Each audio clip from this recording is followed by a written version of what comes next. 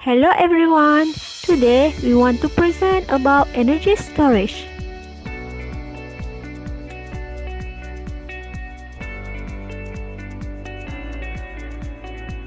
What is the energy storage? Energy storage in a broad sense is thought of as a technique dedicated to storing and discharging electricity. The significance of energy storage is to meet the short-term fluctuating energy demand requirement. Second, supply energy during transitory power disturbance. Third, improve operational performance of energy system. And lastly, provide energy security with less environmental impact. Next, types of energy storage. It can be classified into four major types. Application requiring low power in isolated region for supplying energy to the transducer and terminal means for urgent situation, and application requiring medium power in isolated regions. Applications requiring peak load leveling and application requiring power quality control. Next, we will explain about characterizations, properties, and design. Characterization based on physical nature. First, mechanical or thermal. Second, electric or magnetic. And third, nuclear. There are two processes of storing and delivering energy, which are first, charging and second, discharging. Charging or discharging time. First, long times, minutes to many hours. Second, short time, second to minutes. And lastly, very short times, less than a second. There are five classifications of energy storage system: mechanical system, chemical system, electrochemical system, electrical system, and thermal system. Let's talk one by one. First is the energy storage by mechanical system. The concepts of enabling kinetic and potential energy storage through a mechanical system can be performed using flywheels, pump hydroelectrics, and compressed air energy storage technologies. For flywheels, kinetic energy is the key source for flywheels to store energy mechanically. The flywheel is coupled with the electric generator assembly for energy storage, and the entire flywheel system is placed in a low-pressure atmosphere to reduce shear disturbance loss due to wind or external forces. The flywheel system operates on the principle of kinetic energy for storing and releasing energy depending on load demand. During the storage period, the flywheel system rotates at very high speed by means of electric motor activation, and during the discharging cycle, the stored kinetic energy in the flywheel is utilized for generating the motor to function as an electric generator. Pump hydroelectric storage. The potential energy of water stored in two reservoirs situated at different heights is utilized for the generation and storage of electrical energy by means of turbines and pump facilities. Pump hydro is a supplement to a standard hydropower plant that stores energy by running the water turbine backwards. The most significant advantage that pump hydro offers is probably the large amount of energy that can be stored. During the low demand period, the water from the lower reservoir is transferred to the higher reservoir by pumps, and during the peaking or high demand period, the water stored in the upper reservoir is allowed to flow through the turbines to generate the required electricity. The storage capacity of the pump hydro system depends on two key parameters. First, height from which the water falls, and second, the volume of water required for the process. A mass of 1 ton of water that is falling from the height of 100 meters can generate about 0.272 kilowatt-hour of energy. And last energy storage by mechanical medium is compressed air energy storage.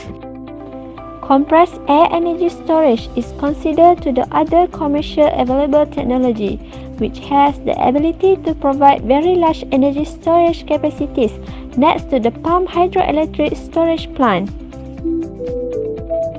Let's watch the video how compressed air storage works. When energy is to be stored, off-peak electricity powers the motor which drives the compressor. The compressor draws in air and compresses it, increasing the pressure of the air. The compression of air releases heat, leaving cooler compressed air. The cooled compressed air is stored in sealed underground chamber. Pre-existing structures such as disused salt mines can be used.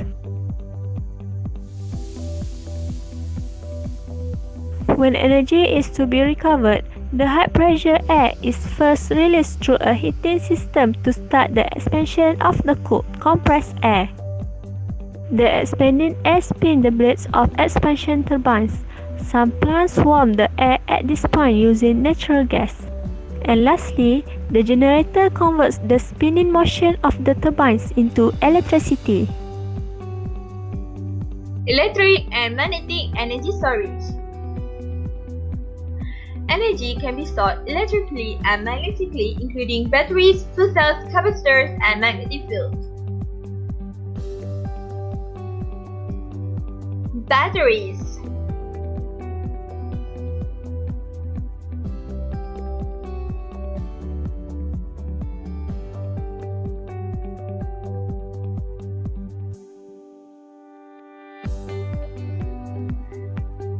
Electric batteries were one of the first man-made sources of electricity.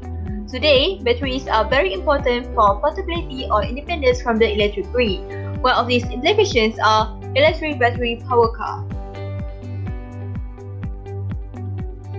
Superconducting magnetic energy storage (SMES).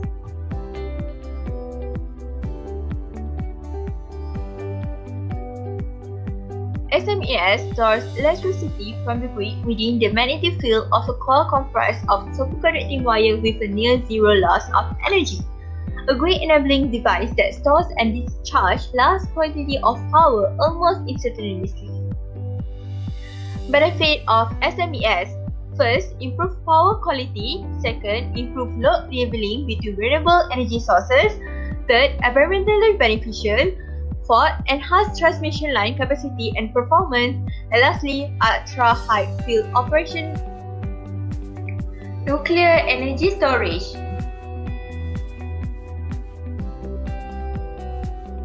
Nuclear batteries.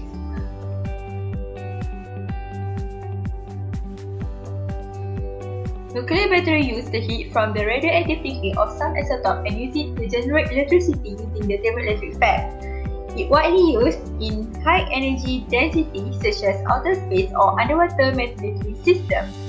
It causes less environmental effects compared to existing batteries.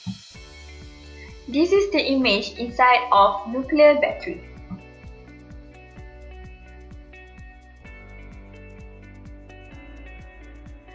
This is the image of nuclear battery next to a US info scale. As we can see from here, that the size of this nuclear battery is so small. Environmental impact of energy storage. First, a large amount and wide range of raw materials, including metals and non-metals, are used to create energy storage that will limit the resources of these raw materials and create tangible pollutants.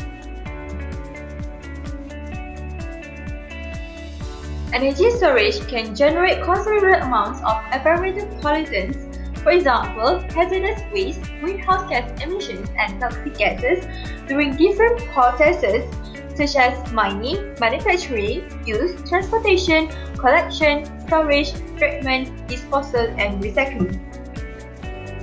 Conclusion. The importance of energy storage. First, to improve the efficiency and quality of electric power generation. Second, to provide a backup power in the event of blackouts. Third, to provide power to portable devices and vehicles.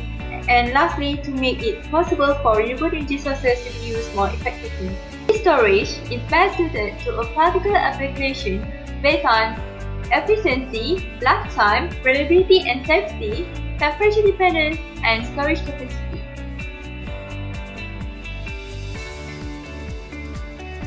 Thank you everyone for watching our video. Hope you like it.